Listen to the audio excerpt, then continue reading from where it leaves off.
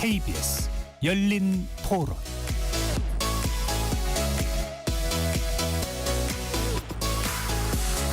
안녕하십니까. KBS 열린 토론 배종찬입니다. 매주 월요일에는 여야를 대변하는 네 분과 함께 정치권 현안들을 꼼꼼히 짚어보는 여의도 내변인들로 여러분들을 만납니다. 21대 대선 본투표가 하루 앞으로 다가왔습니다. 오늘 하루 각 후보는 마지막 유세지에서 지지층 결집에 총력을 기울였는데요. 내란 심판, 경제위기 극복, 미래세대 등 각기 다른 메시지로 유권자들의 마음을 후보들은 공략했지만 아쉽게도 정책 대결보다 더욱 부각된 건 네거티브 공방이었습니다. 이제는 말이 아닌 표로 판단을 내려야 할 시간이죠. 네 분의 패널들과 함께 21대 대선 유세 과정을 돌아보면서 표심의 향배 전망해 보겠습니다. KBS 열린 토론 지금부터 시작합니다. 치열한 토론 속에서 더 나은 세상을 찾아갑니다. 올바른 세상을 만드는 첫걸음. 평일 저녁 7시 20분 KBS 열린 토론.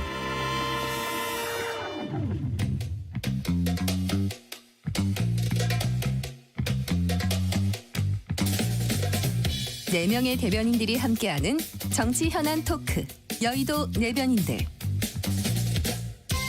여의도 정치를 대변하는 분들과 함께하는 여의도 내변인들, 함께할 네 분의 논객 소개합니다.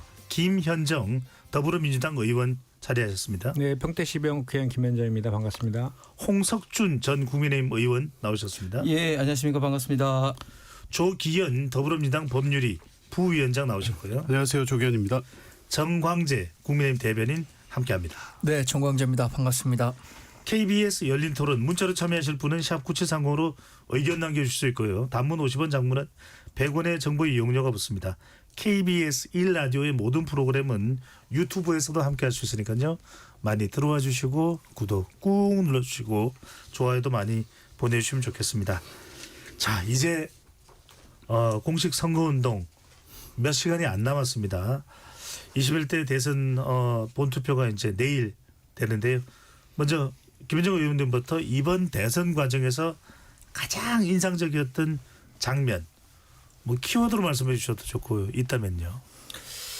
저는 이번에 이번 대선이 결국은 내란 심판의 성격을 갖고 있는 대선 아니겠습니까? 그래서 그 윤석열 전 대통령이 재판받는 과정에서 했던 그런 말도 안 되는 이야기들도 좀 떠오르고요. 그다음에 그 키워드라고 하면 불법 비상계엄, 그 탄핵, 뭐 파면 이런 것들이 계속해서 회자되고 있는 것 같아요. 그런데 사실 대선 같은 경우에는 지금 미래의 전망적 투표를 하는 경향이 있잖아요. 총선 같은 경우는 회고적 투표를 한다라고 하는데, 근데 지금은 아주 분명한 것은 내란을 심판하는 대선인 건 분명한 사실이고, 예. 그러면 이런 내란 심판하는 그 대선에서 시대 정신이 무엇인가를 따져보면 결국은 내란을 종식하고 또 분열된 그 국민들을 좀 통합시키고 민생을 회복하는 이 세 가지가 저는 이 대선의 시대 정신이라고 보거든요. 그거 관련해서 그 이재명 후보가 그런 걸 관련해서 적극적으로 중도 실용주의 정책이라든지 그런 비전들을 계속해서 일관되게 발표해 왔고, 예. 또 보수를 표방하면서 보수 확장 정책도 써왔고 정치보복은 없다라고 했고 가장 먼저 민생회복부터 챙기겠다라고 했기 때문에 이 시대 정신에 가장 맞는 후보는 이재명 후보가 아닐까라고 생각을 하고 국민들께서 현명하게 판단해 줄 거라고 생각합니다. 예, 홍 전 의원께서는요? 예, 우여곡절 끝에 국민의힘 후보로 김문수 후보가 됐는데, 사실은 김문수 후보에 대해서 많은 분들이 몰랐던 사실들이 선거 운동을 통해서 많이 알려지게 됐습니다. 그래서 이제 일명 파파미 파도 미담만 나오는 그런 어떤 사례들이, 예를 들면 김연아 선수라든지 장민환 선수라든지 박지성 선수 같은 세계적인 스타 플레이어의 직접적인 어떤 육성에도 관련이 돼 있고, 특히 또 지금 현재 수도권의 대부분의 중요한 인프라들, 삼성의 반도체 단지라든지 이천하이닉스 단지라든지 또 뭐 GTX라든지 등등 그런 것들이 김문수 후보가 경기도 지사 지지했구나 뭐 이런 것들이 새롭게 이제 부각이 된 점. 그리고 또 TV 토론을 하면서 커피 120원 호텔 경제학 특히 또 마지막 TV 토론에 이준석 후보의 어떤 젓가락 파동 등등 했는데 마지막 피날레는 역시 또 유시민 또 작가의 또 설란영 여사에 대한 어떤 고졸 학력 여성 노동자 비하 그런 것들이 가장 좀 인상이 남는 어떤 장면이라고 생각합니다. 알겠습니다. 조경현 부위원장께서는요. 저는 절실함. 뭐 이번 선거를 지배했던 국민들의 정서가 그거였다고 보고요. 그걸 상징적으로 가장 보여줬던 것이 초였는데 이재명 후보의 여수 순천 유세였습니다. 장대비가 퍼붓고 있는데 그 비를 맞으면서 이재명 후보를 기다리시더라고요. 그게 이제 이재명 후보에 대한 후보로 지지 문제가 아니었다. 12월 3일 비상계엄 내란 이후에 지금 딱 6개월째 되는 날인데요. 굉장히 힘들었던 겁니다. 국민들께서. 일단은 너무 충격적인 비상계엄을 눈앞에 보고 그 충격이 가시기도 전에 계속 있었던 뭐 서부지법 난동 사태라든가 또 윤석열 내란 우두머리에 대해서 구속 취소가 이루어지고 탄핵에 대해 반대하는 또 국민의힘 의원들의 계속 비상식적 행동들이 계속되고 이러면서 지난 6개월을 평생 살면서 내가 이 대한민국에 살면서 겪지 않고 싶은 이 과정을 계속 반복하고 있는 상황이었기 때문에 너무 정신적으로 힘들었다고 보여지고 그 절실함을 이번 선거에서 국민들께서 표현하고 있다. 오늘이 마지막이고 내일 아마 투표장에서 지난 사전 선거에서 투표하지 않으신 분들까지 그런 마음으로 나올 것이다. 그것이 내란 세력 심판이고 내란 종식이다. 뭐 이런 생각이 들었습니다. 네, 정화재 대변인께서는요. 네, 저는 민주당 경선 과정에서 이재명 후보가 89%의 득표율을 기록하고 후보가 됐는데 과거 김대중 총재 시절에도 이 정도의 득표율을 기록하지 못했습니다. 민주당이라는 거대 정당에서 당내 민주주의가 어떻게 소멸되는가. 물론 뭐 민주당 지지자들은 그 우리 당원들이 다 자발적으로 뽑았는데 뭐가 문제냐 이렇게 얘기하시겠지만 그럼에도 불구하고 한 정당에서 특정 후보의 그 득표율이 90%에 육박하는 현실 굉장히 인상적으로 봤고요. 우리 당에서는 당 후보가 결정됐음에도 불구하고 지도부가 무리하게 후보를 교체하는 과정에서 단 하루 만에 그래도 당원들이 집단 지성을 발휘해서 당내 민주주의 정당성을 갖고 있는 후보를 지켜내는 장면 그 인상적이었다고 봅니다. 또 하나는 수신제가 치국평천하라는 말 있잖아요. 네. 아주 평범한 말인데 이번 대통령 선거처럼 이 수신제가 치국평천하의 의미를 되새기기에 좋은 선거가 또 있었을까라는 생각이 들 정도로 이 후보 간의 도덕성 차이는 분명히 있었다. 이런 짧은 인상을 말씀드립니다. 알겠습니다. 오늘 이제 공식 선거운동 마지막 날입니다. 마지막 유세 장소를 어디를 선택하느냐가 상당히 의미가 있고 메시지가 될 텐데 먼저 김현정 의원께 여쭤보겠습니다. 네. 이재명 더불어민주당 후보는 국회의사당이 있는 여의도를 선택했습니다. 어떤 이유일까요? 뭐 시작도 빛의 혁명을 상징하는 강화문 광장에서 시작했거든요. 그리고 이제 이번 대선이 아까도 얘기했지만 불법 비상계엄으로 인해서 윤석열 전 대통령이 파면됨으로 인해서 치러진 선거잖아요.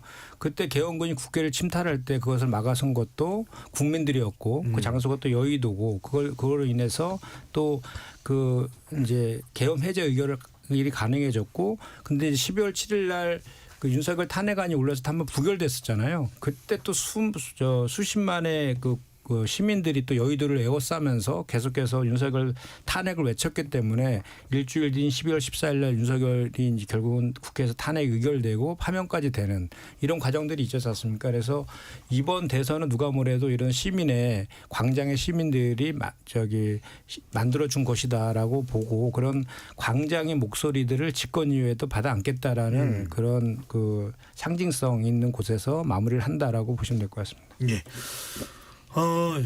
김문수 국민의힘 후보는 서울시청을 마지막 유세 장소로 선택했습니다. 홍 전 의원께서 알고 계신 바로는 서울시청의 마지막 유세지 어떤 의미일까요?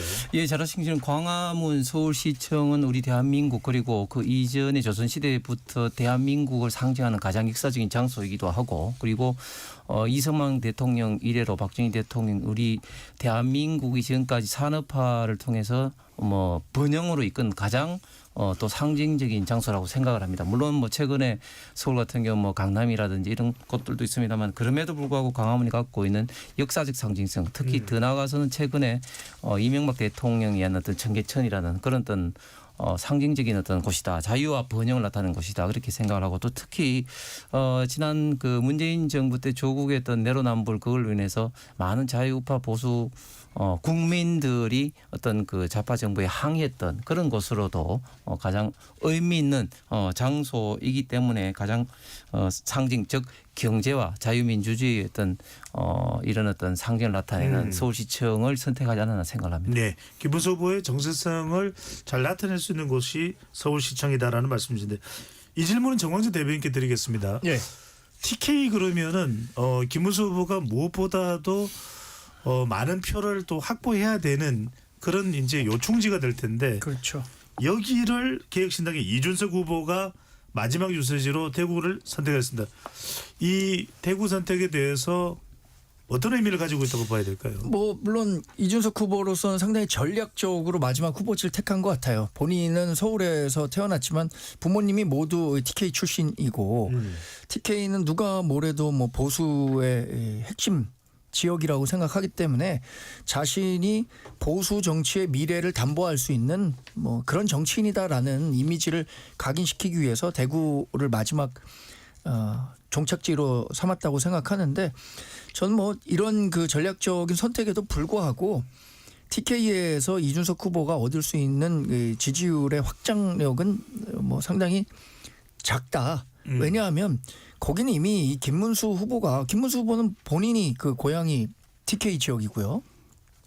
그리고 이 TK 지역 분들이 전략적 선택을 잘합니다. 결국에는 어느 사람을 찍어야 당선이 된다라는 것을 잘 알고 있기 때문에 이준석 후보가 아무리 얘기한다고 하더라도 이준석 후보에게 찍는 표는 사표가 될 수 있다. 그것이 이재명 후보를 대통령으로 만드는 그 지름길이 될 수 있다라고 생각할 것이기 때문에 뭐 전략적 선택을 한 바는 제가 이해하는 영역이지만 그것이 얻을 수 있는 실제 정치적 이익은 크지 않을 것이다 이렇게 판단합니다. 네, 알겠습니다.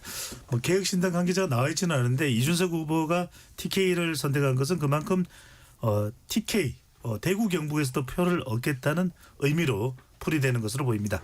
자, 여론조사 공표금지 기간이기 때문에 이 시점에 나오는 어떤 돌발 변수에 대해서는 참 여론이 어떻게 되는지 알기 어렵습니다. 이 기간 중에 불거져 나온 것이 바로 리박스쿨입니다. 이 민주당은 보수 성향 단체 리박스쿨의 댓글 여론 조작 의혹을 제기하면서 이 부분이 이 김문수 후보 국민의힘과 연관이 돼 있다 이렇게 이제 주장을 하고 있는데 먼저 조경 부위원장께서 이게 어떤 식으로 문제가 되는 것인지 리박이라는 것이 지금 보도되기로는 리승만 박정희 약간 보수적 이 단체의 성격에 의미를 담고 있다고 봐야 될까요? 그 성격은 그렇게 보이는데요. 보수라기보다는 이제 극우에 가깝죠.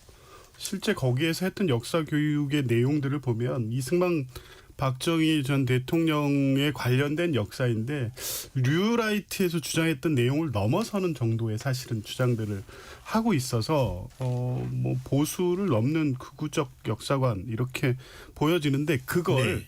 본인들의 어떤 이 단체 내지 이 집단의 어떤 역사인식으로 가둬두지 않고 이게 윤석열 정권이 추진했던 핵심 사업인 늘봄학교하고 연계가 됩니다. 그 늘봄학교에 이 강사 자격을 줄 수 있는 것을 교육부터 받아와서 이 리박스쿨이 실제 거기서 양성한 사람들을 이 늘봄학교 강사로 보낸 겁니다. 이제 확인된 것만 서울에 10개가 있고 전국 단위로 꽤 있을 거라고 보여집니다. 그런 역사관을 가진 강사들이 갔는데 그게 우연히 그런 프로세스에 있었다는 것이 아니라 계획적이고 목적의식적으로 그렇게 파견을 해서 초등학생들의 역사인식을 그렇게 바꾸겠다.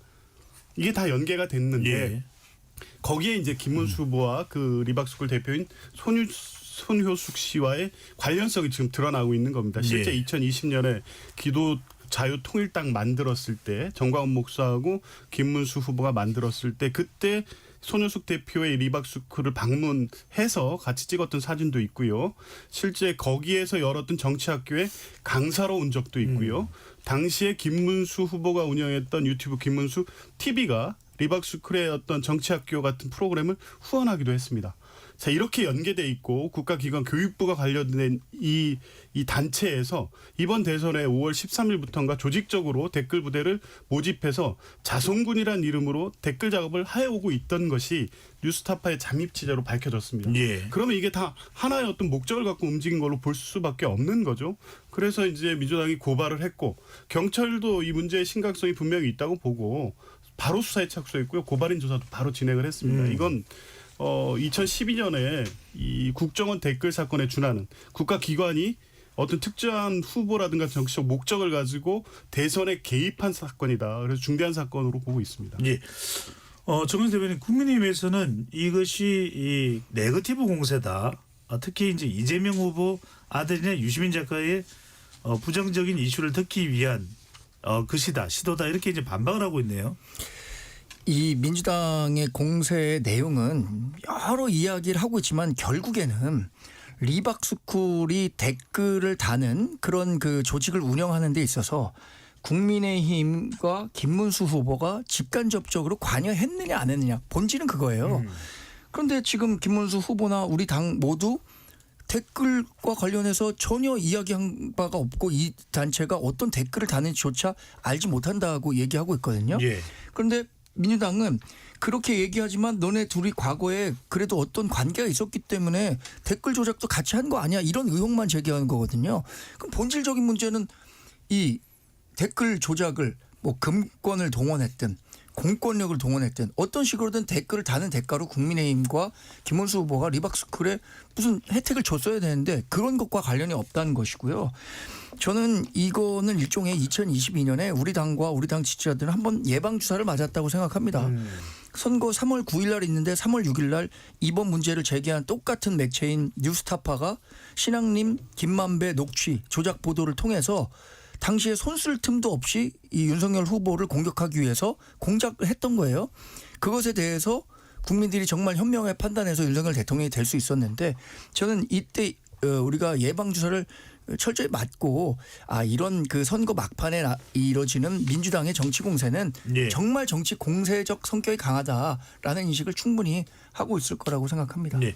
김 의원님, 정은희 대변인은 정치 공세다 이렇게 얘기를 하는데 어떻게 보시는지요?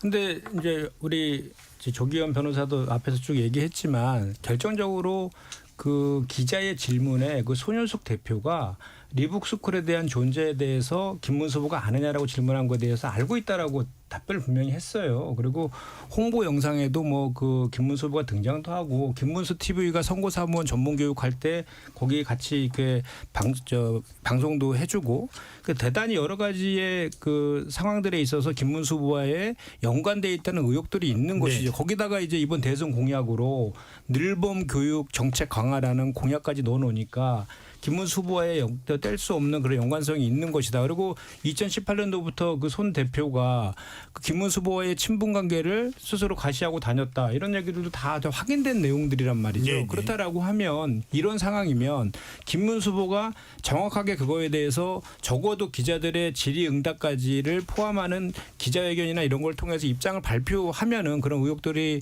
사라질 텐데 그렇지 네. 않고 계속해서 뭐 근거 없는 얘기해서는 안 된다라든지 예. 또는 누군가 안다 모른다가 중요한 게 아니다. 계속 이런 식으로 회피해 나가고 있으니까 김 의원님 말씀 중에 커지는 거죠. 죄송합니다만 청취자분들도 유튜브 시청자분들이 이해를 돕기 위해서 방금 전에 이제 이 거론되고 있는 이 의혹에 대해서 김문수 후보가 또는 국민의힘이 리박스쿨과 연계가 돼 있다는 부분하고 리박스쿨 출신과 리박스쿨의 댓글 조작과 관련이 된다는 부분, 이건 어떤 차이가 있을까요?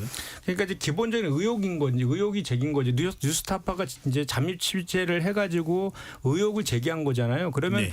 분명한 것은 이제 그거에 대해서 당사자인 김문수 후보가 입장을 명확하게 밝히는 것과 수사당국에서 엄정히 수사를 통해서 그 진위를 이제 밝히는 문제가 있는 거잖아요. 그런데 지금까지 뉴스타파에서 취재한 그 내용을 종합해 보면 그 리북 그 스쿨이라는 곳에서 선거 중에 100여 명이 조직적인 그 여론 조작을 했다는 것에 대해서는 확인이 된 것이고 또 그것이 더 나아가서 아이들을 늘봉교육이라는 것, 방과후 학교 이런 것들을 이용해 가지고 구구 사상까지 주입시켰다라는 것까지 이제 확인이 된 예. 거잖아요. 그래서 그거에 그 만약 사실이라면 이건 정말 중대한 범죄잖아요. 그런데 그거에 대해서 김문수 후보가 명확하게 지금 현재 저 주장은 그 뉴스타파의 주장은 관련성이 대단히 있다라는 것이고 그 관련성 있는 것들에 대해서 상당히 많이 언론 보도를 통해서 확인이 되고 있음에도 불구하고 당사자가 그거에 대해서 애매모호한 태도를 취하고 있기 알겠습니다. 때문에 그렇다는 거죠. 네.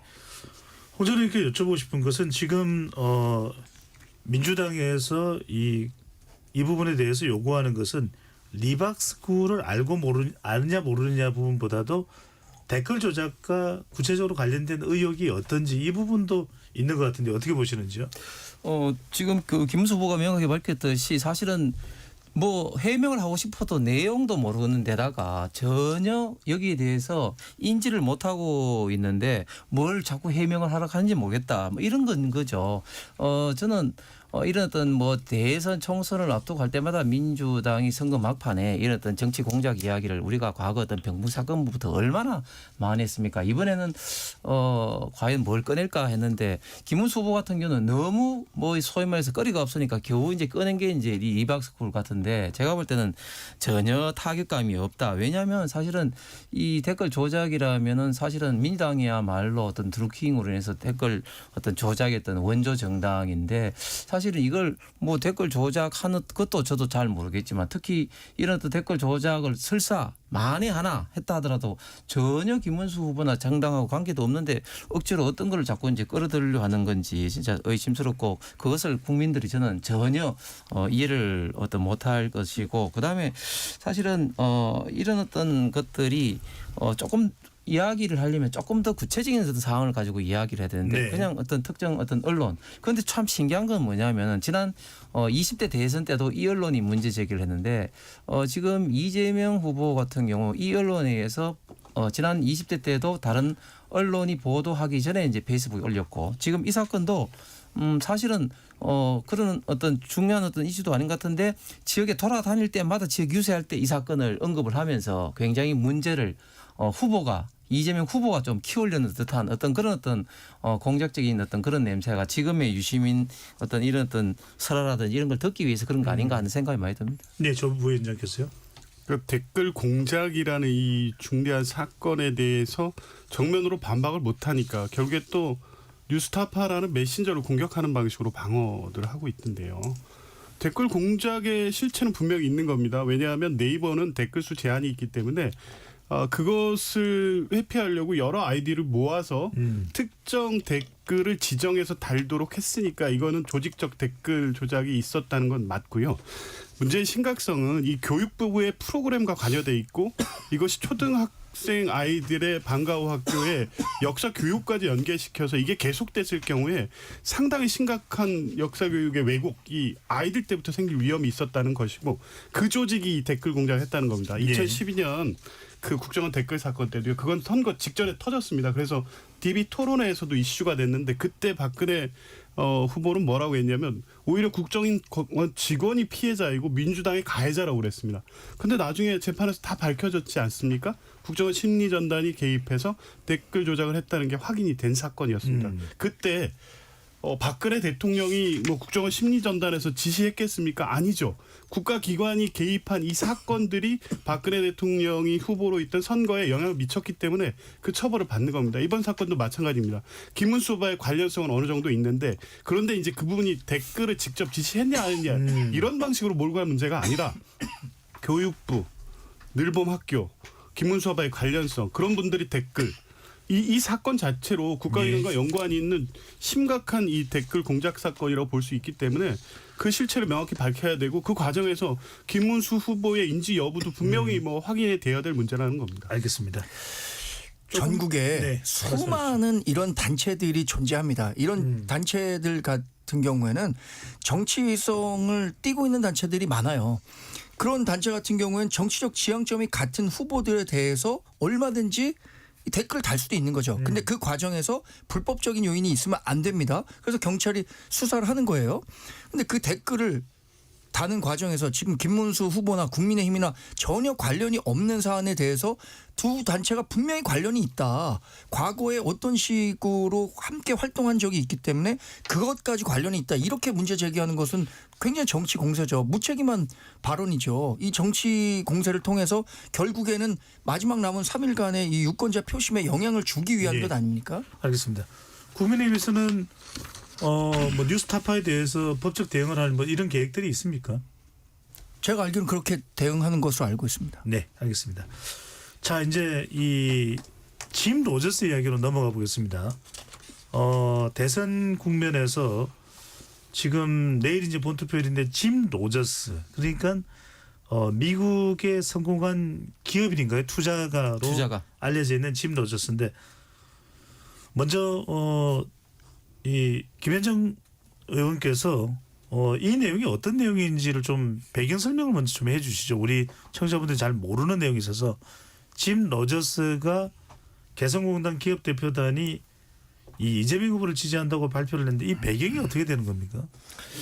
그 아마 개성공단 전 이사장이었던 김진양 네. 이사장이 본인이 아는 이제 그 재영 교수, 영국에 있는 교수인 송모 교수 지인 송모 교수를 통해 가지고 짐 예. 로저스의 지지 선언을 받아서 이제 그 한국에다 알렸다 뭐 이런 내용인데 나중에 이제 어떤 언론 보도를 통해서 짐 로저스가 그렇게 한 적이 없다라고 보도가 되면서 다시 이제 사실관계 확인 절차로 들어갔는데 지금도 여전히 김진양 전 이사장은 지지 선언하는 것이 맞다라고 이제 하고 있는 그런 상황입니다. 예. 아니 그렇다면은 이걸 갑론을박을 할 것이 아니라 짐 로저스 로저스 홀딩스 회장에게 직접 김진양 전 이사장이 직접 밝혀달라 지지한다고 했다면 지지하는 것으로 이렇게 할 수는 없는 건가요?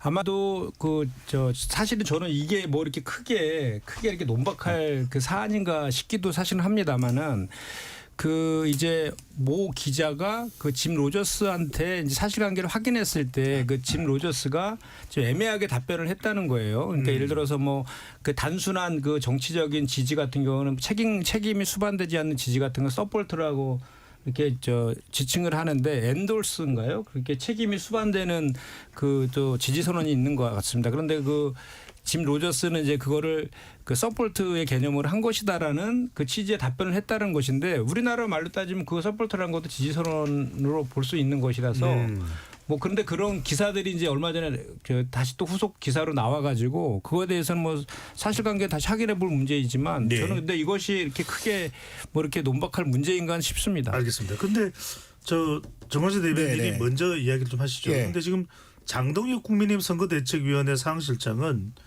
이것과 관련해서 이재명 대표의 사퇴까지 촉구하고 나섰네요. 이 논란은요. 서포트냐 인도어스냐 이게 그 본질이 아니에요. 짐 로저스 이 회장은 본인은 이재명 후보를 지지한 적이 없다는 게 본질이죠. 그런데 그 밑에 있는 선대위 분이나 뭐 이재강 의원이 제가 주선한 걸로 알고 있는데 그런 분들이 그 짐 로저스라는 유명한 사람의 권위를 이용해서 이런 사람도 이재명 후보를 지지한다. 그러니까 이재명 후보는 경제관도 뚜렷하고 뭐 경제 정책에서도 유능한 사람이다라는 걸 보여주기 위한 것에서 시작된 문제거든요. 그런데 네. 정작 짐 로저스는 자신이 그런 적이 없다고 하는데 민주당은 아직도 조금 더 진상을 파악해야 한다라고 하는 것 자체가 전 그 굉장히 무책임하다고 봅니다. 댓글 공작 관련해서는 의혹을 제기한 거예요. 민주당이. 그런데 짐 로저스 관련해서는 우리는 의혹을 제기한 것이 아니라 사실관계가 짐 로저스는 이재명 후보를 지지한 적이 없다라는 것을 저희 지적하고 있는 단정적으로 겁니다. 얘기하면 안 되죠. 왜냐하면 김진양 전 이사장이 다시 확인했는데 지지 의사가 있는 것이 맞다라고 했고 그게 또 다시 보도에 추후 보도가 나왔다는 걸 아까 아니 말씀드렸잖아요. 근데 뭐 서포트니 인도어스니 이런 문제에 대해서 정광재 대변인 그것도 말씀 듣고 뭐 언론 기사에 났던 내용을 제가 인용한 겁니다. 정광재 대변인 말씀 듣고 김현정 의원으로 네. 가겠습니다. 그러니까 마지막 그 결론은 짐 로저스라는 세계적인 투자자가 그러면 과연 이재명 후보에 대해서 지지를 했느냐 말았느냐 그것과 이재명 후보가 그 사실을 듣고 SNS에 이 짐 로저스라는 분도 저를 지지한다고 합니다. 그러니까 저를 지지해서라는 요지의 글을 올렸는데 이것이 사실이 아니다. 이게 핵심이죠. 아니 근데 김현님. 이재명 후보가 그 지지 선언을 했다라고 보고를 받았으니 그냥 그걸 그게 사실이라고 전제해서 글을 올린 것인 거고 그 이후에 이제 이런저런 그 논란들이 있었잖아요. 그거에 대해서 최종적으로 그 주장하고 있는 것은 김진양 전 이사장의 그 발언에 의하면 지지 선언한 것이 맞다라고 한 것이 가장 마지막에 확인된 그런 그 언론 보도라는 것을 제가 말씀드립니다. 근데 이렇게 그래도 대선 국면에 좀 논란과 시비가 있으면 짐 로저스에게 입장을 밝혀달라고 요청할 수도 있지 않을까요?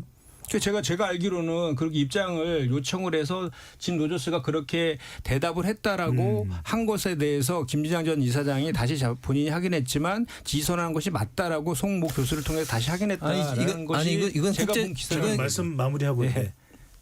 말씀 마무리하시고. 네. 지금 좀 전에 마무리했습니다. 네. 아니 홍준표 이거는 뭐 국내적인 문제이기도 하지만 국제적인 어떤 국가의 어떤 위신의 문제인데 민주당이 자꾸 이제 이 문제를 가지고 마치 이제 김진양 씨 그런 어떤 발을 가지고 자꾸 이제 그 변명을 대면 안 되고 분명히 짐 로저스는 우리 국내 몇몇 언론들을 통해서 나는 이재명 후보도 모르고 이재명 후보를 지지한 적이 없다. 뭐 심지어 조금 더 세게 말을 했죠. 컴플리트 플로드 완전한 사기다. 이런 어떤 이야기를 한 겁니다. 그럼 끝난 겁니다. 그런데 자꾸 이제 김진양 씨의 어떤 이야기를 가지고 뭐 어떻게 그렇게 이야기하는 건 문제인데 근데 이게 왜 문제냐면 짐 로저스는 세계적인 투자가입니다. 워렌 버핏과 더불어서 세계적으로 이름이 알려진 투자가이고 그리고 좀 독특한 게 이 부분은 방글라데시라든지 북한이라든지 이런 좀 약간 위험성이 있는 국가에 좀 투자를 통해서 세계적 평화를 해야 된다. 이런 걸로서도 조금 독특한 분이거든요. 아마 저는 이재명 후보 측이 이런 걸 통해서 북한하고 있던 이런 문제 특히 또 본인의 어떤 뭐 주가 5천 시대 이런 것을 어떻게 보면 좀 활용하기 위해서 짐 로저스를 좀 끌어들였다 이런 어떤 생각이 드는데 근데 이제 문제는 뭐냐면은 이게 완전히 그 짐 로저스 표현대로 따르면 완전히 사기고 없는 사실을 이렇게 이제 부풀리는 이런 과정에서 국제적인 망신을 당하게 된 거죠. 우리나라가. 우리 대선에서 전혀 그런 어떤 의사가 없었던 사람들의 어떤 그런 것을 통해서 그런 어떤 응약적으로 이용했기 때문에 국제적인 망신을 당한 겁니다. 조 부위원장님. 지금 의원님 말씀하신 부분 그 매일신문 이 최초 보도 때문에 이 논란이 지금 확산이 됐는데요. 예. 최초 보도했던 내용의 그 완벽한 사기라는 표현을 그 기사가 썼었는데 그 기사 바로 삭제됐습니다. 없어요. 그러니까 짐 로저스가 실제 그 표현을 했는지조차도 아직 확인이 안 되는 거고 이게 5월 19일 날 짐 로저스 회장이 이런 뜻을 전해왔다고 하면서 김진양 개성공단 지원재단 전 이사장하고 개성공단 기업인 그 영국에 있는 성경호 교수 등이 해서 그 일단 내용에 좀 집중해 볼 필요 있습니다. 이 한반도 평화 번영 이것이 코리아 디스카운트를 해소할 경우에 이것이 평화가 곧 이 경제고 그럴 경우에 한국의 투자 가치, 투자 여력은 상당히 올라간다. 이런 부분에 대한 의사결은 분명히 있었던 겁니다. 정치적으로 이거를 이번 대선에서 지지할 거냐 말 거냐 지지의 의미를 서포트냐 인도어스냐 이걸 가지고 약간 의사 교환 과정에 문제는 있었던 것 같아요. 근데 짐 로저스 회장은 이 지지 의사 표명이 해석되기에 따라서는 지금 대북 제재를 받고 있는 북한 관련 거래에 있어서 본인의 이 발언이 지금 문제될 것 같다고 인식을 한 것 같아요. 예. 그래서 이제 그 부분을 수정하고 이런 과정에서 지금 논란이 생긴 거지 본질적으로 이 한반도의 평화에 대한 투자 그리고 대한민국의 미래의 투자 가치가 분명히 있다. 이런 부분에 대해서 여러 가지 이 긍정적 대화가 온 것은 맞고 그 표현이 무엇이 있었는지 실제 송경호 교수, 김진양 이사장 그리고 짐 로저스 간에 주고받은 어떤 내용들이 있지 않겠습니까? 이거 지금 대선 직전에 내놓으면 짐 로저스 입장도 이제 고려 안 할 수 없는 상황이 됐기 때문에 당사자들이 대선 후에 밝히겠다는 거니까요. 그런 건 좀 지켜보면 될 일입니다. 알겠습니다. 홍사장. 예, 짧게 말씀드릴게요. 짐 로저스가 방금 조 변호사 말씀하신 그런 생각을 갖고 있는 건 제가 말씀드렸잖아요. 그런데 그렇다고 하더라도 그것이 곧 이재명 후보의 지지로 연결되지는 않는 거죠. 그리고 조금 전에 이제 매일신문 내려다 갔는데 매일신문 이외에도 한국경제라든지 많은 언론에 난 이재명 후보 지지한 적 없다. 딱 잘라서 이야기를 했습니다. 마지막 보도가 이런 겁니다. 이재명 지지한 적 없어. 한국에 누구도 지지 안 한다. 이게 그래도 공신력 있는 매체에서 보도한 겁니다. 이 직접 짐 로저스 회장과 이메일을 주고받은 결과. 그러니까 이 부분과 관련해서는 밑에 있는 선대위 사람들이 이럴 수는 있어요. 아, 내가 좀 잘 보이기 위해서 이런 식으로 조금 좋은 글을 썼는데 이거를 완전히 그냥 MSG를 좀 쳐갖고 지지한다.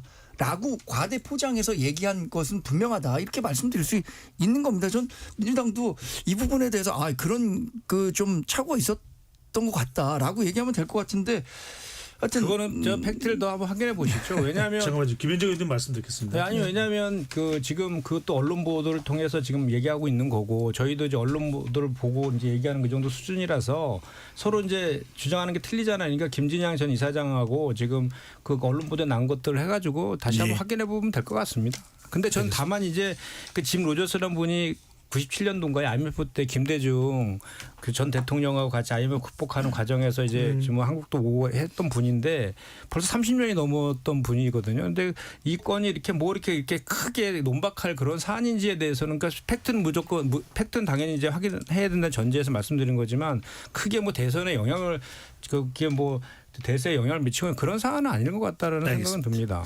자, 이 관련 건은 여기까지 하도록 하고요. 자, 홍 전 의원께 여쭤보겠습니다. 윤석열 전 대통령이 그제 정광훈 목사 집회를 통해서 김문수 후보를 지지해달라고 호소한 것에 대해서 김용태 국민의힘 비대위원장은 윤 전 대통령을 향해 국민의힘 근처에는 얼씬도 말라 강하게 비판했습니다. 자, 이 내용이 모든 국민의힘 구성원들의 일치된 생각입니까? 글쎄 뭐 저는 뭐 일치됐다고는 뭐 저도 단정적으로 말씀은 못 드리겠지만 일단은 지금 김문수 후보의 선거 막판에 이런 어떤 것들이 전혀 도움이 되지 않는다. 뭐 이런 것은 뭐 공통된 생각인 것 같습니다. 물론 지금 윤석열 전 대통령이 김문수 후보를 좀 돕기 위한 어떤 그런 어떤 충정은 이해가고 특히 지금 그 강성 우파 지지층에서는 탄핵이 잘못됐다. 그렇기 때문에 이 대선에 투표에 좀 참여를 하지 않으려는 그런 어떤 분들도 사실 뭐 없지 않습니다. 그렇기 때문에 이분들에 대한 어떤 참여, 어떤 동료, 김문수 후보 어떤 그런 어떤 그 지지 뭐 이런 어떤 뭐 취지로 말씀을 하셨겠지만 그럼에도 불구하고 그런 것들이 당과 특히 김문수 후보에 전혀 도움이 되지 않는다. 뭐 그런 어떤 것을 우리 김용태 비대위원장은 이야기했고 뭐 그런 점은 대부분의 어떤 당 그 의원들이 동의할 거라고 생각합니다. 예, 선거에 도움이 되지 않는다. 김문수 후보도 윤 전 대통령이 이미 탈당한 자연인이다 이렇게 선을 긋는 발언을 하긴 했습니다만 조경부 위원장께 여쭤보겠습니다. 민주당은 위장이온이다 이렇게 보고 있거든요. 어떤 판단이신지요? 그 탈당할 때도 그랬고요. 백의종군 한다고 했습니다. 그건 뭐 김문수 후보 계속 돕는다는 얘기였잖아요. 그런데도 제명 출당 조치 못하고 사실상 뒤에서 막 읍소해가지고 제발 탈당이라도 해주십시오 이렇게 한 거 아니겠습니까? 그러니까 윤석열 전 대통령이 지금 누구 말을 듣겠습니까? 그 지금 자업자득 이거 자초한 결과입니다. 이건 뭐 그냥 국민의힘에 도움되라고 한 게 아니라 적어도 이번 이 대선 국면에서 비상계엄 내란에 대해서 국민의힘이 일말의 책임감이라고 느낀다면 윤석열 전 대통령과의 관계라도 명확히 정리하고 대선에서 국민께 좀 표를 달라고 해야 되는 게 아니냐. 이 입장 얘기한 건데요. 결국 계속 끌려다니다가 선거 마지막 날까지 이런 상황을 닥친 겁니다. 꼭 이후에도 저는 더 걱정인데요. 이후에 이제 대선 결과의 여하에 따라선 이 보수 세력 국민의힘이라는 정당을 포함해서 상당한 혼란에 휘둘릴 텐데 네. 그때도 역시 윤석열 전 대통령이 계속적으로 정치적 영향력을 미치려고 할 텐데 그때는 어떻게 대응하실지 저는 참 걱정도 되고 한편으로 이 어쨌든 보수도 한편으로 건강히 서 있어야만 정치가 이제 정상적으로 작동하는 측면에서 보면 여전히 윤석열 전 대통령을 끊어내지 못한 이게 한국 정치에 계속적인 혼란이 될 것 같아서 걱정입니다. 알겠습니다. 3893님 우리 청취자분께서 의견 보내주셨습니다. 유익한 방송 잘 듣고 있습니다. 드디어 내일이면 새 대통령이 선출되네요. 오직 국민과 국가를 위해서 봉사할 대통령이 선출되어서 그동안 침체되었던 경제도 살리고 절실한 국민 통합도 이룩할 대통령이 탄생되어 더욱 발전하는 새로운 대한민국이 되었으면 좋겠습니다. 대한민국 파이팅입니다. 라는 의견을 보내주셨습니다. 바로 우리 국민들의 여망이겠죠. 잠시 KBS 열린 토론 참여 안내 로고 듣고 2부로 돌아오겠습니다.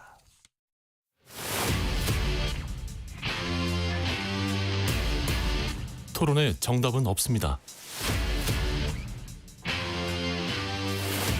토론이 세상을 바꿀 수도 없습니다.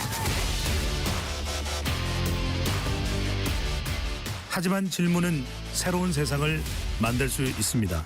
질문으로 올바른 세상을 만드는 첫걸음 KBS 열린 토론.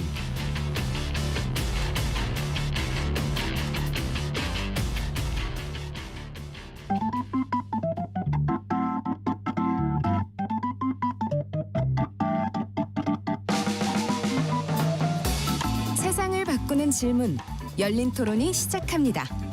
KBS 열린 토론은 언제나 열려 있습니다. 단문 50원, 장문 100원의 유료 문자 샵 9730 그리고 KBS 어플리케이션 콩으로 여러분의 의견을 남겨주세요. KBS 열린 토론 여의도 내변인들 2부 이어가겠습니다. 스튜디오에 홍석준 전 국민의힘 의원, 김현정 더불어민주당 의원, 정광재 국민의힘 대변인, 조기현 더불어민주당 법률위 부위원장 네 분과 함께하고 있습니다. 이 여기가 많이 나오기는 했는데 실제 이제 이 여론조사 공표금지 기간이라서 양당에서는 어떤 생각을 가지고 있는지 워낙 지금 국민의 경우에는 이 사안을 전면에 부각시키고 있습니다. 바로 지난달 28일 유시민 작가가 한 유튜브에서 김문수 후보 배우자인 설란영 여사를 비판해서 파장이 됐던 그 부분인데 자, 뭐 이제 거의 이 내일 이제 본투표 들어가기 전에 마지막으로 토론에서는 이야기하는 부분일 텐데 일단 정원진 대변인께 먼저 여쭤볼게요. 지금 네. 김문수 후보는 이 이슈를 거의 전면에 내걸었습니다.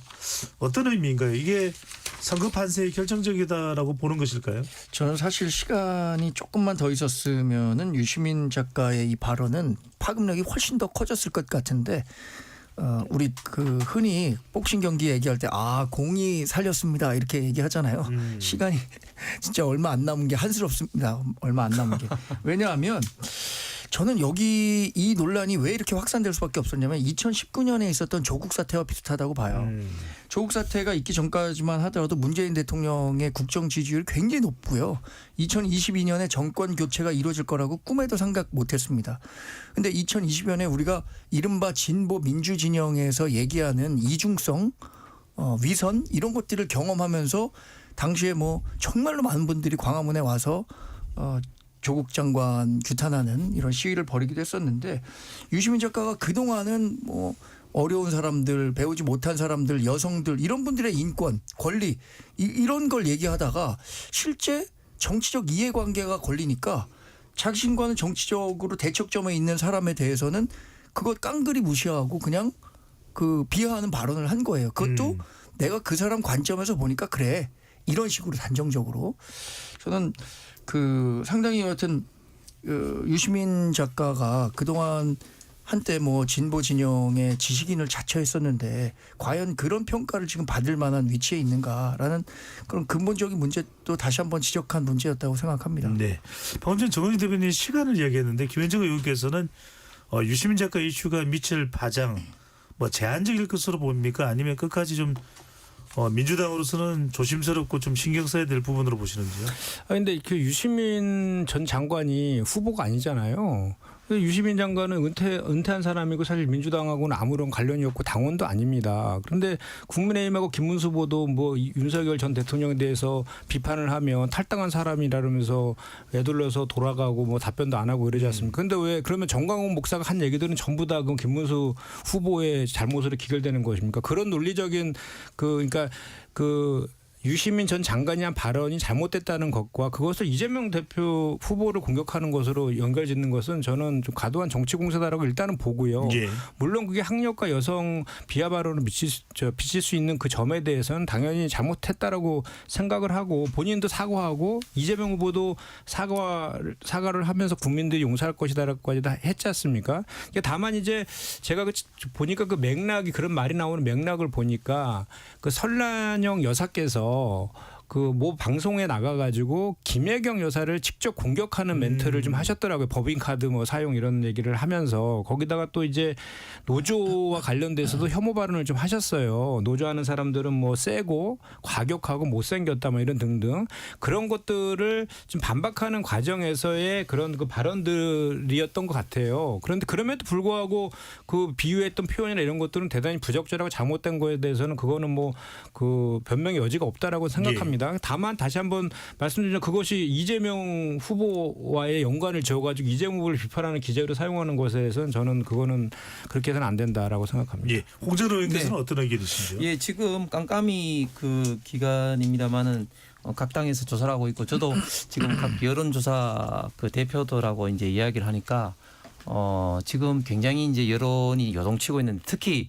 여성 유권자들이 여론이 요동치고 있다고 합니다. 그 여론조사 기관들이 대표들이 이야기하는 것은 젊은 여성층들은 상대적으로 이준석 후보의 이재명 아들 그 젓가락 어떤 논란, 그 다음에 또 유시민 작가의 이런 어떤 논란, 뭐 이런 것들이 그런 것이 아니냐 이렇게 이야기를 하는데 저는 굉장히 좀 일단 심각한 게 어떻게 보면은 굉장히 좀 광범위한 어떤 그런 어떤 영향, 즉 여성 고졸 어떤 학력 비하, 그 다음에 노동자 비하. 그렇기 때문에 아주 예외적으로 양대 노총, 민주노총, 한국노총이 다 유시민 작가의 발언에 대해서 사과 요구를 하지 않습니까? 아주 예외적인 사항이죠. 그 다음에 사실은 또 사과를 한다고 했는데 그 사과 핵심이 뭐 제정신이 아니다 이런 말은 좀 지나쳤다 이렇게 말은 했지만 그럼에도 불구하고 본인의 어떤 기본적인 어떤 취지는 전혀 틀린 것이었고 또 아주 또 현학적인 표현을 썼죠. 내재적 접근이다.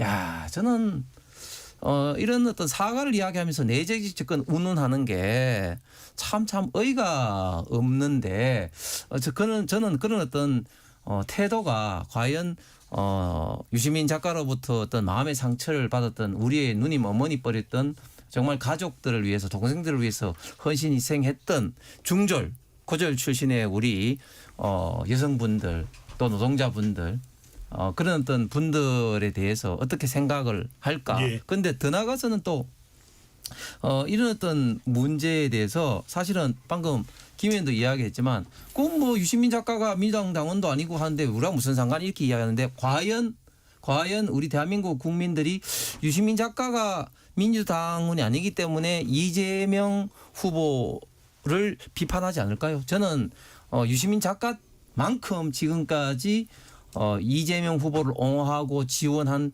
빅스피커는 없다고 생각을 합니다. 그렇기 때문에 이게 굉장히 좀 치명적인 이슈가 될 수밖에 없다고 생각합니다. 조계 부위원장 말씀까지 듣겠습니다. 발언 불편하고 잘못된 부분이 있었고요. 사과했죠. 또 해명하는 과정에서 이 성애차지 않고 또 불만 있는 분들이 있을 수 있는데요. 그게 왜 민주당의 책임 이재명 후보의 문제로 연결되죠? 이 대선에서. 만약 그 지금 국민의힘 측이 주장하는 것처럼 그게 진보 전체 민주당 뭐 이재명 후보의 그런 어떤 위선의 문제로까지 확장이 되려면 민주당이 성차별, 학력비하, 학력차별 이런 정치가 민주당의 어떤 내재되어 있는 어떤 그런 정치로 돼 왔으면 그 비판 수용할 수밖에 없죠. 근데 그 비판 수용할 만약에 그 주장대로면 이재명 후보 같은 분 저 안동 시골에서 가난에 찌들어서 성남에 와서 초등학교밖에 졸업 못하고 공장 소년공이 돼서 검정고시로 대학 갔습니다. 이런 분이 대선 후보가 될 수 있겠습니까? 노무현 후보도 마찬가지고요. 김대중 대통령도 마찬가지입니다. 민주당이나 이 진보 진영 전체에서는 오히려 학력이나 노동에 대한 비하나 차별을 없애기 위해서 계속 노력해온 정당이잖아요. 이거 모르지 않으면서 유시민 작가의 그 발언 하나만 가지고 진영과 세력 전체를 무슨 학력 비하, 뭐 차별 옹호 세력인 것처럼 그 주장 아무리 해봐야 그래서 영향력이 별로 없다는 게 지금까지 민주당이 해온 것 이재명 후보의 삶을 보면 그 얘기를 그렇게 연결시켜도 국민들이 그렇게 생각하지 않는다는 거는 상식이 아닐까요? 네. 자, 각 후보자들과 관련해서 이제 조금 구체적인 내용을 한번 점검해 보겠습니다. 이재명 후보가 이번 대선 국면에서 TK 지역에 상당히 공을 많이 들였습니다. 먼저 김현정 의원께 좀 여쭤보겠습니다. 그래서 이번에 이재명 후보가 지난 대선도 본선 출마를 했었었고 이번도 이제 지금 출마를 하고 있는 중인데 지난 대선과는 다른 TK 지역 득표가 나올까요? 어떨까요? 그 이상의 그 득표, 지난 대선보다 높은 득표를 기대하고 있죠. 그 사실은 지난 대선 때 TK에서는 한 20% 초반대, 그리고 PK에서는 30%대 후반대 정도를 득표한 걸로 알고 있는데 이번 대선은 아까도 제가 말씀드렸지만 내란 심판의 성격이잖아요. 그렇기 때문에 그 영남에서도 유의미한 좀 일정 그 포션 이상의 득표를 하는 것이 좀 필요하다라는 그 판단을 좀 했을 것 같고요. 그리고 또 이재명 후보가 안동 출신 아닙니까? 영남도 출신이기도 해서 좀 높은 그 종전보다는 높은 저 지지율이 좀 그 가능성도 충분히 있다고 보고 또 하나는 이제 그쪽이 우리 민주당으로 봐서는 험지이지만 이번 대선의 시대 정신이 이제 국민 통합적인 측면도 있거든요. 그래서 그쪽 그 영호남을 그 전에 사실 정치인들이 그 이해관계 때문에 그 갈라치긴 해놓은 거 아닙니까? 그런 예. 지역 감정 같은 것도 해소하는 그런 사회 통합, 국민 통합의 메시지들도 전달할 겸해서 그쪽으로 많이 공을 들이고 있는 건 사실입니다. 네, TK의 이재명 후보의 득표가 지난 대선과는 다를 것이다. 자, TK 출신이시죠. 홍 전 의원께서도 자, 응감생심입니까? 아니면 TK가 좀 국민의힘에서도 이건 좀 위기다, 위협적이다 이렇게 봐야 될까요? 초반에는 영남 지역 전체 PK, TK 전체적으로 봤을 때 굉장히 좀 위기였습니다. 뭐 구체적으로 수치를 말하면 TK 같은 경우는 한 30% 이상 되지 않을까. 또 PK 같은 경우는 뭐 절반 가까이 되지 않을까 그렇게 좀 위기를 느꼈는데 지금 시간이 갈수록 지금 이재명 후보의 지지율이 영남에서 급격하게 좀 빠지고 있고 그런 어떤 원인이 이재명 후보가 너무 어떻게 보면 좀 잘 모르거나 아니면 뭐 거짓말을 하고 있다 뭐 그런 것들이 그대로 이제 드러났기 때문에 그런 거죠. 대표적으로 예를 들면 대구 와서 우리가 남이가 나도 안동이니까 좀 예뻐해 주십시오 이렇게 이야기를 했는데 경기도 지사 시절에 2020년 당시 대구에서 코로나 환자들이 많이 발생을 해서 대구에 있는 병원으로 전원 이제 수용이 다 안 돼서 다른 지역으로 전원을 했는데 고맙게도 다른 지역은 다 받아 주셨죠. 그런데 우리 대한민국에서 가장 병원이 많이 있는 경기도에서는 전원을 받지 않았습니다.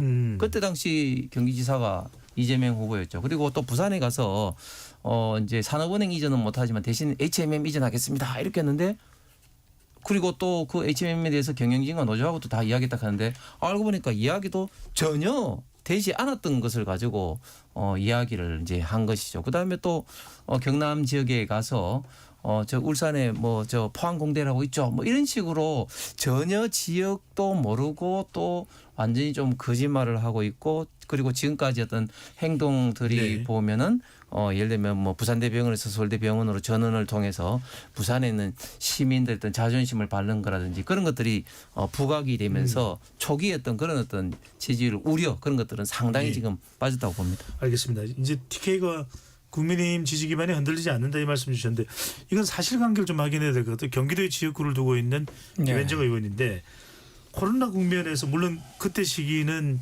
지역구 의원을 하시지 않았을 수도 있는데 코로나 국면에서 경기도는 받아주지 않았다. 이거는 어떻게 해야 될? 우리 어떻게 봐야 되는 부분일까요? 경기도는 받아주지 않았다. 이 코로나 환자가 경기도로 이렇게 이전을 하는 부분에 있어서 경기도에서는 이제 홍 전 의원 말씀은 받아주지 않았다라고 이야기를 하시는 것 같은데. 그 맥락은 제가 정확히 뭐 사실관계를 정확히 알 수는 없어서 예. 그건 말씀드리기가 좀 그렇고요. 그 좀 전에 말씀하신 이제 그 TK, PK 관련해서 분석을 좀 해주셨는데 저는 사실은 어떻게 보면 그 부산에서 이제 다치셔갖고 서울로 이송하는 그런 것들은 사실 지역 감정을 약간 부추기는 측면이 좀 있어서 좀 부적절한 것 같아요. 그 가족들이 원해서 가까이에서 치료받고 싶어서 본인은 그때 뭐 선택할 그거를 갖다가 본인이 판단할 수 있는 상황도 아니었던 상황에서 가족들이 결정을 가지고 이렇게까지 가는 것은 너무 과도하다는 적에 있고 또 하나는 지금 말씀하신 것처럼 TK나 PK의 민심들이 사실은 많이 지금 안 좋잖아요. 그렇기 때문에 박근혜 전 대통령도 지금 나서서 있어요. 그 대구뿐만 아니라 지금 부산, 뭐 울산, 진주까지 지금 가겠다고 하고 있는 것 아닙니까? 예. 그런 것들에 대한 것은 왜 그러냐면 이게 기본적으로 이번 대선은 내란 심판 성격이기 때문에 그래요. 불법 비상계엄으로 정말 일어나지 않아야 될 5,200만 국민들에게 총뿌리를 겨눈 이런 것들에 대해서 알겠습니다. 심판하는 선거이기 때문에 그런 것입니다. 그렇기 때문에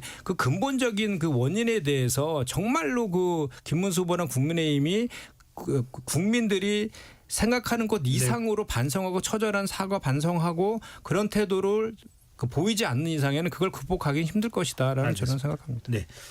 자, 계속 이 질문 이어가겠습니다. 정건식 대표께 여쭤보겠습니다. 참 유례없는 일 같기도 한데 김문수 후보의 지원 사격으로 TK 출신 두 전직 대통령이 나섰습니다. 네. 이명박 전 대통령은 서울에, 박근혜 전 대통령은 대구 또 충북 옥천뿐만 아니라 부울경까지 갔습니다. 이거는 네. 어떻게 해석해야 되고 국민의힘에서 받아들이기에 어느 정도의 효과를 기대하시는지요? 일단 그 두 분의 대통령이 지금 느끼는 위기의식이 그만큼 높기 때문 아닌가 싶고요. 또 하나는 우리 당이 경선 과정이든 아니면 이번 탄핵부터 이루어진 그 모든 과정에서 전통 지지자들이 분열되는 양상을 보였었거든요. 근데 2017년 우리가 그 대선에서 경험한 것처럼 중도 보수 진영의 분열은 필패다 확인했잖아요. 예. 그래서 이번 선거는 적어도 분열해서 치르면 안 된다. 그리고 또 이재명 후보가 대통령이 되는 것 이거 반드시 막아야 된다라는 절박함의 표현이었다고 봅니다. 그 가운데 가장 기본이 되는 것은 이거 같아요. 두 분 다 국회의원도 하셨었고 뭐 서울시장도 하셨었지만 국회를 운영하고 국가를 운영하는 과정에서 삼권 분립이 얼마나 중요한가, 견제와 균형이 얼마나 중요한가 이 부분에 대해서 절감하고 있을 텐데 이재명 후보가 대통령이 되는 순간부터 삼권 분립이 와해된다. 이런 공포감이 크다라는 점을 인식하고 김문수 후보에게 좀 힘을 실어주려고 했었던 거 아닌가 저는 그렇게 해석했습니다. 예.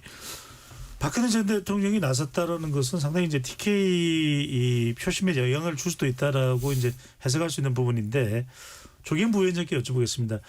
한 유튜브 방송에 출연 중이던 이재명 후보가 박근혜 전 대통령이 김문수 후보 지지 현장에 나섰다는 소식을 전해듣고 상당히 화들짝 놀라는 그런 반응을 보였다고 하는데 실제로 박근혜 전 대통령의 선거 영향에 대해서는 민주당이 좀 경계를 합니까? 별로 뭐 그 효과가 크지 않다고 보십니까? 글쎄 그 정황은 제가 정확히 전해듣지는 못했지만 불안해서 화들짝 놀랄 리는 없어 보입니다. 이게 참 지금 상황이 황당한 게요. 지금 윤석열 전 대통령의 파면 탄핵 이 강을 건너야 된다 이런 얘기가 이제 국민의힘에서 조금 나왔는데 극소수였죠. 결국 윤석열 대통령 끊어내지 못하고 지금까지 왔습니다. 그러니까 탄핵의 강을 건너기는커녕 그 앞에 섰다가 뒤돌아서 지금 박근혜 전 대통령 건넜다던 그 강을 다시 거슬러 올라가고 이명박 전 대통령까지 갔습니다. 이분들 다 부패, 이 위헌위법으로 파면되고 사법 처리됐던 분들입니다. 물론 여전히 대구 경북에서 박근혜 전 대통령을 지지하거나 연민을 갖고 있는 분들 있죠. 있는데 지금 이 2025년 대한민국 내란으로 치르는 대선에서 그분들이 아무리 대구 경북 지역인데 얼마나 영향력이 있겠습니까? 이재명 후보 화들짝 놀란 거는 국민의힘이 이제 가도 거기까지 가나? 이런 생각하셔서 그런 것 같은데요. 알겠습니다.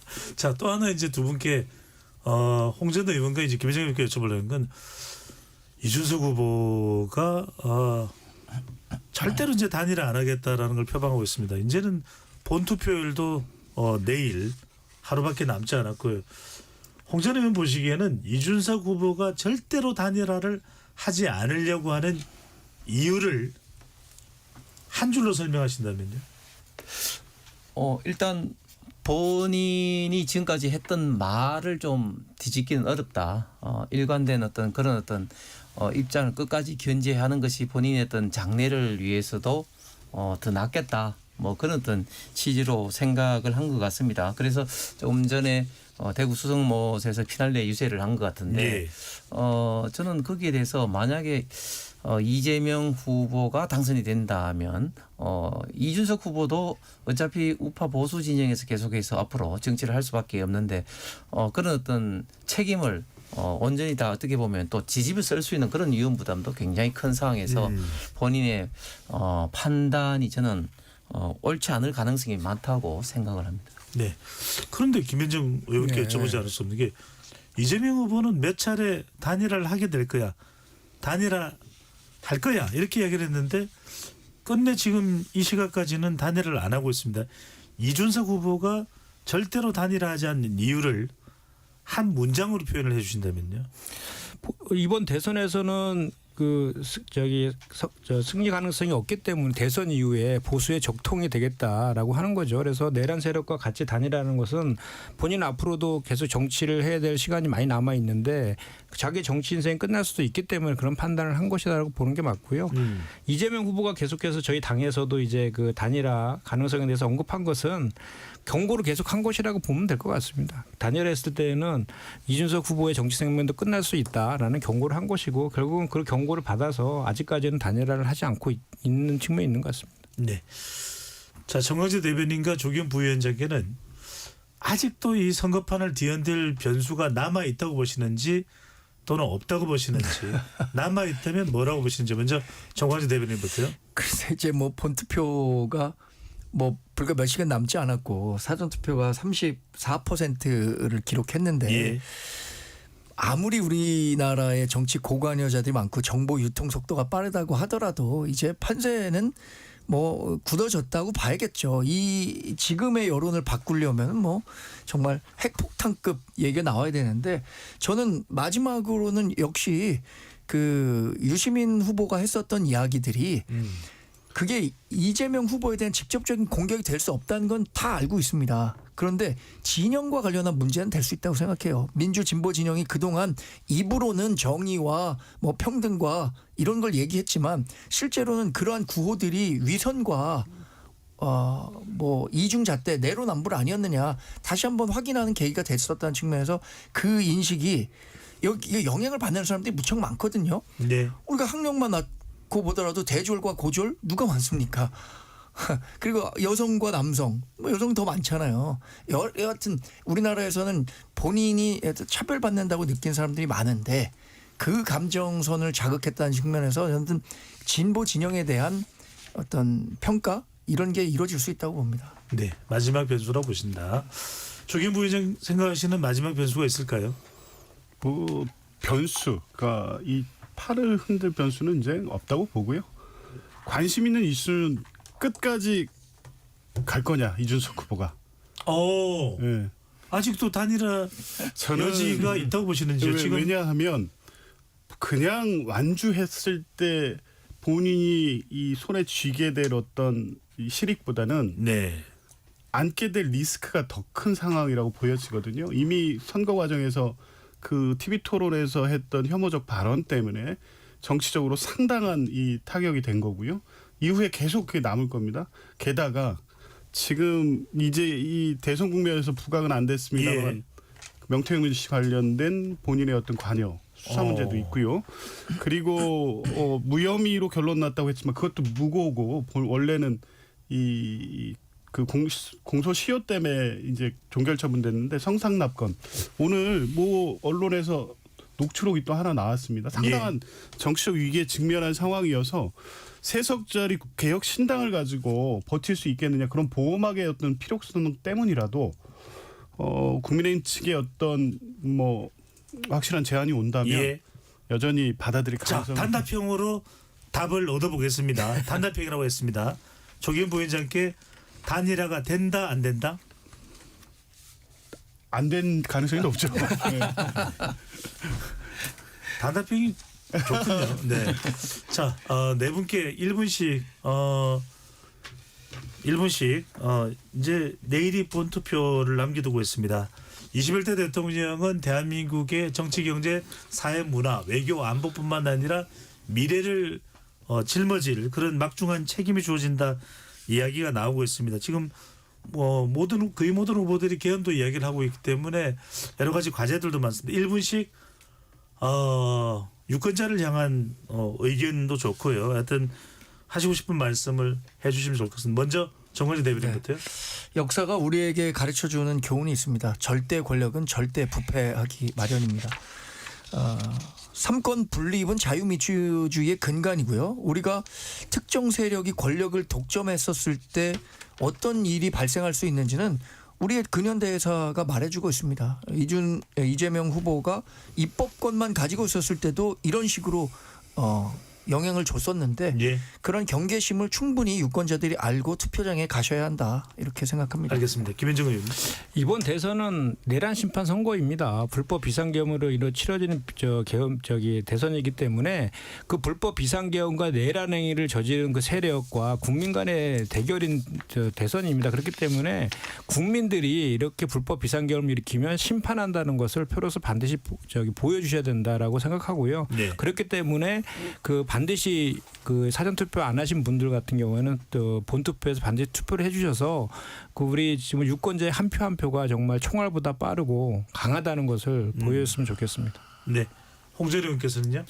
예, 비상계엄으로 많은 국민들이 놀라셨겠습니다만 그러나 비상계엄으로 인해서 지금 이제 내란 재판은 이제 사법부에서 처리를 해야 될 문제입니다. 지금 21대 대통령은 정말 우리 대한민국의 어떤 미래에 걸려 있는데 정말 많은 어떤 도덕적인 어떤 문제와 그리고 거짓말 그리고 지금까지 해온 일이라고는 어떤 계곡 정비를 하면서 커피값 120원으로 알고 있는 그런 후보가 과연 대통령에 대해서 어떻게 될 것인가. 지금 선거가 끝나고 바로 다음 날 이화영 전 부지사가 이제 항소심에서 7년 8개월 받았는데 이제 대법원 이제 확정 판결을 앞두고 있습니다. 이렇게 사법 리스크를 본인이 이재명 후보가 지금 당하고 있는 것을 방탄하기 위해서 결국은 수많은 위헌 입법을 강제적으로 만들 수밖에 없는 것이고 그런 것들이 우리 대한민국의 엄청난 혼란으로 빠지게 될 수밖에 없는 그런 어떤 상황인 것 같습니다. 이재명 후보가 됐을 때 좌파 독재 포퓰리즘 정부로 인해서 우리 대한민국 미래가 어떻게 될 것인 것을 우리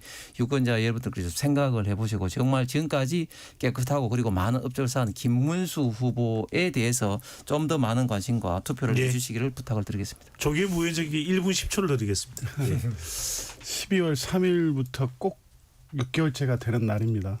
그러니까 국민들 많이 힘드셨죠. 그러니까 일단은 워낙 경제, 민생이 힘들었기 때문에 삶 자체가 힘든 것도 있지만 그보다 더 고통스럽고 힘든 건 내가 사는 대한민국에서 비상계엄 이걸 내가 겪었고 혹시라도 또 이런 일이 생기지 않을까 노심초사하면서 6개월을 보낸 겁니다. 왜냐하면 12월 3일 날 비상계엄은 당일로 해제는 됐지만 그 이후에 벌어진 상황들을 보십시오. 국민의힘이 윤석열 전 대통령과 사실 같이 해오고 있는 거 아닙니까? 그래서 윤석열 대통령 구속 막는 데 있어서 관저 앞에 가서 같이 진을 치고 있고 법원이 발부한 영장조차도 집행되지 못하게 막았고요. 그런 과정이 있다 보니까 서부지법 폭동 사태까지 벌어진 겁니다. 그리고 나서 윤석열 대통령이 또 법원의 이상한 판단으로 구속 취소됩니다. 그런데도 관계를 끊어내지 못하고 지금까지 끌려왔습니다. 이제 국민들은 뭐 다른 뭐 민생 회복, 알겠습니다. 성장 그냥 일상으로 돌아가고 싶은 그 마지막 어떤 이 실현을 내일 투표를 통해서 하시면 될 것 예. 같습니다. KBS 열린 토론 여의도 내변인들이 이렇게 해서 모두 마무리하고요. 내일 KBS 열린 토론에서는 내 삶을 바꾸는 선택 2025 대통령 선거 개표 방송 일부가 방송됩니다. 내일 개표 방송은 저녁 9시까지 특별 연장되니까요. 청취자 여러분들의 많은 관심과 시청 부탁드립니다. 네 분 토론 고맙습니다. 감사합니다. 고맙습니다. 지금까지 KBS 열린 토론 배종찬이었습니다.